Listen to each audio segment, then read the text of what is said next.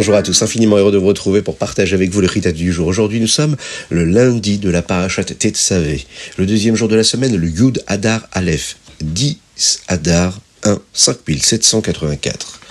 Nous sommes ensemble pour partager le Ritat, qui est une bénédiction dans tous les domaines de l'existence. Étudier le Ritat tous les jours, c'est grâce à vous, et on le fait ensemble. Aujourd'hui, dans le Chumash, nous allons aborder et agrémenter les commentaires de Rashi, la Parashat de cette semaine, à travers les vêtements des Kohanim. Aujourd'hui, Hachem dit à Moshe Rabbeinu de créer ce Choshen Mishpat. Hier, nous avons appris le sujet des deux pierres avec les noms des Shvatim, des tribus d'Israël. Ces deux pierres doivent être mises dans des montures en or et attachées aux deux sangles supérieurs de l'éphod. Deux chaînes dorées doivent être attachées au bas des montures en or, et le Choshen Mishpat pendra à partir de ces chaînes. Le Choshen Mishpat doit être fait du même matériau que l'éphod. Ce sera un long manteau de matériau qui est carré lorsqu'il est plié en deux. Il devrait y avoir 12 pierres précieuses attachées à celui-ci, dans des montures en or. Une pierre spécifique pour chaque tribu. Ils auront les noms des tribus écrits dessus, et sur la première pierre, il sera également écrit Avraham, Yitzhak et Yaakov. Sur la dernière, il sera écrit Shifte Yeshurun. Et de cette façon, dans chaque lettre ici, nous pouvons constater que le Aleph Bet des fils sera écrit ici, le Aleph Bet, sur le Choshen.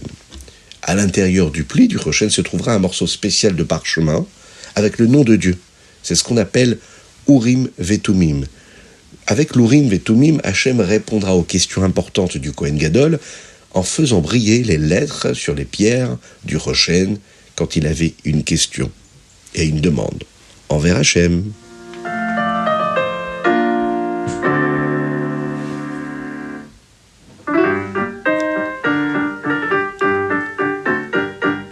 Teilim, aujourd'hui du 55 au 59. À la fin du premier chapitre d'aujourd'hui se trouve le très spécial Nigun Padab et Shalom que nous avons l'habitude de chanter lors de la célébration de délivrance de la Géoula de nos saints maîtres, les Rebbeim de la dynastie Chabad.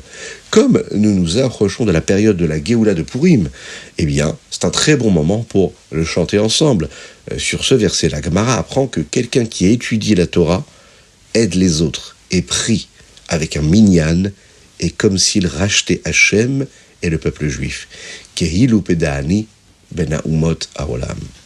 Comme s'il les avait sortis de la galoute, qu'il les avait sortis d'Égypte. Alors, efforçons-nous, encore et toujours, de prier en minyan, d'étudier la Torah, et d'aider un autre juif, tous les jours de notre vie. Be'ezrat Hashem. ואני אפתח בך, ואני אפתח בך, ואני אפתח בך, ואני אפתח בך, ואני אפתח בך, ואני אפתח בך, ואני אפתח בך, Evtach, Evtach, Bach.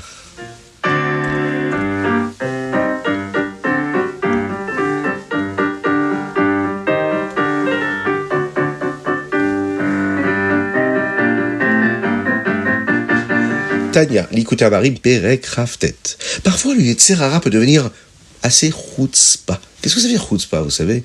Un petit peu osé. Il ne laisse pas le Yetzer Tov briller.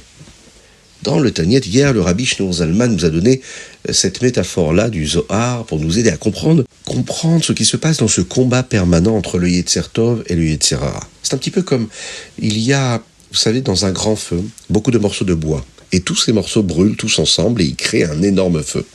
Pourquoi y a-t-il autant de morceaux de bois différents? Pourquoi ne pas simplement allumer un arbre, un tronc d'arbre grand, fort, assez gros? Non, il faut qu'il y ait plusieurs morceaux de bois qui soient coupés en morceaux pour que le feu puisse prendre comme il faut. Eh bien, nous sommes comme ce morceau de bois. Nous essayons de nous allumer avec la lumière de la Neshama de l'âme. Quand la divinité qui se trouve dans notre Neshama se révèle et brille dans notre cœur, nous ressentons cette joie-là et cette lumière qui brille en nous. Maintenant, si nous utilisons cette lumière-là et cette présence-là d'Akadosh Baruch Hu pour nous enorgueillir, eh bien, cela peut poser vraiment problème, parce qu'à ce moment-là, ça crée ce que nous appelons un timtum. Qu'est-ce que cela veut dire ? À ce moment-là, on ne peut pas brûler. C'est une lumière qui est là, mais le bois ne se consume pas, puisqu'on prend trop de place. On est comme ce grand morceau de bois qui a du mal à brûler. Alors, que devons-nous faire ? Eh bien, il faut nous briser en plus petits morceaux, en pensant à la bassesse de notre corps, à cette humilité que nous sommes censés avoir, et à la lumière de la Neshama qui est en nous, mais qui pourra revenir dans notre cœur parce qu'on aura fait en sorte que ce corps que nous avons n'a pas utilisé ces énergies et cette lumière-là pour s'enorgueillir, pour devenir quelqu'un à titre personnel et à titre égocentrique et narcissique. Tout d'abord, nous devons réaliser que le corps est bas. Même si nous avons une neshama, une âme, nous ne sommes pas comme les tzadikim qui ont réussi à transformer leur corps en état spirituel. Donc, il ne veut jamais faire comme Hachem veut ce corps-là. Notre corps est physique, matériel, et il aime, lui, faire ce qu'Hachem, lui, ne lui permet pas de faire. Bon, il lui permet de le faire puisqu'il l'a créé. Mais nous avons le libre arbitre, et c'est ce qui fait notre mérite. Mais on doit le savoir, ce corps-là nous attire vers l'inverse de la lumière de Dieu. Le Rabbi Shlomo Zalman a expliqué que cela se produit lorsque le Yetzer Hara d'une personne devient trop fier. Eh bien, nous devons montrer au Yetzer Hara qu'il n'est pas si spécial. Et là, à ce moment-là, si on lui donne moins de place, moins de force, eh bien, à ce moment-là, il cessera de nous empêcher de nous enthousiasmer et d'avoir de la joie, de ressentir ce feu-là et cette flamme qui nous donne envie de nous rapprocher de Dieu. Le rabbi de Lubavitch a dit une fois dans un Mahamar, dans un discours, qui parlait justement du Timtum Alev, de ce cœur-là qui se bouche et qui ne ressent plus rien, Chas v'Shalom, pour la sainteté, la pureté et la divinité. Et c'était dans les premières années après qu'il soit devenu rabbi. Dans ce Mahamar, le rabbi nous a donné 3 façons d'essayer de nous débarrasser de ce Timtum. Une personne, déjà, devrait réfléchir à la manière dont, au lieu d'essayer de se rapprocher de Dieu et d'essayer de devenir un Benoni, tout ce qui l'intéresse, c'est sa nourriture, sa boisson, ou comment obtenir tout ce qu'il y a de physique dans le monde, tout ce qu'il pourrait posséder. Il se rappelle qu'il peut être à ce moment-là comparé à un animal. Et la seule différence, c'est qu'un animal mange du foin et que lui mange d'autres aliments transformés. Ça permet à l'homme de devenir humble. Ça va lui donner un cœur ouvert pour retrouver de la joie dans l'étude de la Torah, dans le comportement chassidique et dans le service de Dieu. Deuxième chose que le rabbi aborde, c'est qu'il faut apprendre des notions profondes qui parlent de Dieu. Il ne suffit pas d'étudier de la halacha ou de la gemara, il faut étudier des notions, justement, de chassidut qui nous permettent de voir la partie profonde de la Torah, comment Dieu est partout. Cela perce directement notre cœur. Ça permet au cœur de retrouver cette joie-là dans l'étude de la Torah. Et puis enfin, le rabbi nous rappelle qu'il faut dire beaucoup de paroles de Torah.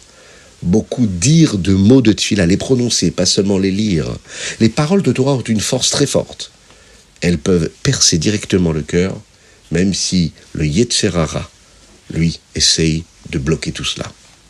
Alors, si vraiment rien ne fonctionne, et qu'on n'est toujours pas heureux et enthousiasmé à l'idée de faire ce que Dieu veut de nous, alors c'est un autre type de timtum dont il s'agit ici, c'est le timtum ha-moach. C'est-à-dire que là, le cerveau est bouché. Et la façon de réparer cela est liée à ce que nous apprendrons dans une autre partie du Tanya qui s'appelle la Igeret à Teshuvah.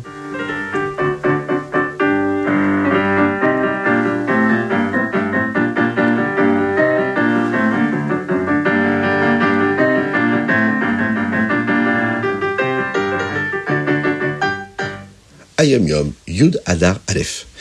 Alors, ici, le rabbi nous rappelle l'ordre des paragraphes avant de faire le Birkat Hamazon. Un jour où nous disons Tachanoun, nous disons Al Naharot Bavel, Lamnatseach Binigdot et Avarecha. Le jour où nous ne disons pas Tachanoun, alors nous disons Shiramalot directement, Livne Korach et Avara. Ensuite, nous disons Ze Chelek et faisons Maïm Acharonim, ce petit texte. Après avoir lavé nos doigts, nous disons Vaidaber Elai.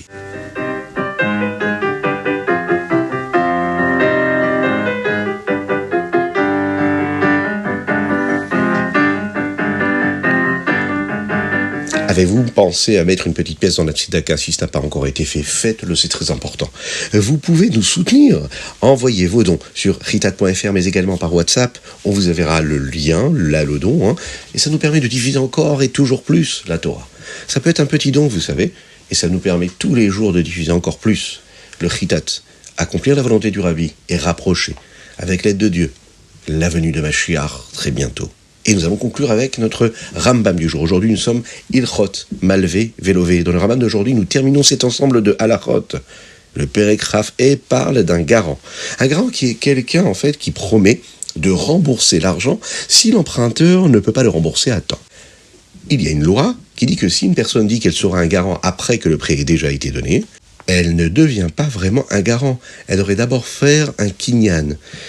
Si elle dit qu'elle garantira le prêt avant que le prêt soit donné, eh bien, elle n'a pas besoin de faire un kinyan. Kinyan, c'est-à-dire un acte d'acquisition. Ça peut être un échange d'un tissu, d'un objet, entre les deux personnes. Dans le Perek Ravav, il y a toujours des lois qui concernent le garant, et nous apprenons que quand le garant doit payer cet argent, et à quel moment l'emprunteur doit lui rembourser le garant. Et dans le dernier chapitre, le Perek Rav Zayin, on nous parle d'un shtar. Un shtar, c'est un papier qui est écrit pour montrer que de l'argent a été emprunté, comme un contrat. Une halacha, une loi, et que nous devons être prudents dans un shtar, pour nous assurer de ne pas écrire les choses d'une manière à ce que quelqu'un d'autre puisse les changer. Donc, par exemple, nous ne pouvons pas écrire le mot « shalosh 3 » à la fin d'une ligne, parce que quelqu'un pourrait ajouter les lettres yud, shalosh et même, et là, à ce moment-là, si on a laissé un espace vide, eh bien, cela fera le mot shloshim 30. Et de 3, on peut passer à 30. Et là, cela change complètement toute la nature du prêt ou de l'emprunt.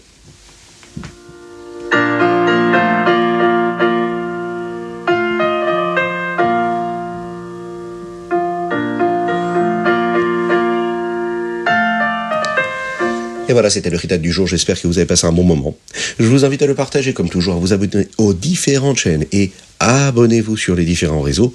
Que Dieu vous bénisse, qu'il vous protège, qu'il vous inonde de bonté, de grâce, de miséricorde, de clarté. Que Dieu vous dirige, qu'il dirige vos pas vers la réussite matérielle et spirituelle, qu'il éclaircit vos projets et qui vous donne la bonne santé jusqu'à 120 ans avec la venue de Mashiach.